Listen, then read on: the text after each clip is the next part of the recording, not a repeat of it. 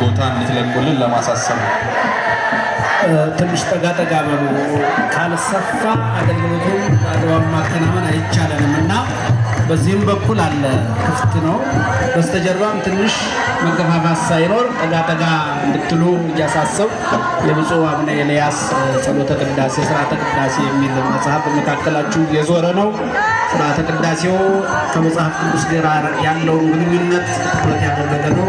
ሁላችሁም እየገዛችሁ ተጠቀሙ። አሁን ወደ ሊቃው ወንዶች ወንድሞች ቦታ አለ። በዚህ በቀኝ በዚህ በወንዶች በኩልም ቦታ አለ፣ በቂ ቦታ። እህቶቻችን በዚህ በኩል በቂ ቦታ አለ። ለኛ በቂ ነውና ወደዚህ ነው መሃሏን ብቻ ለመክፈት ነው። መሃሏን ብቻ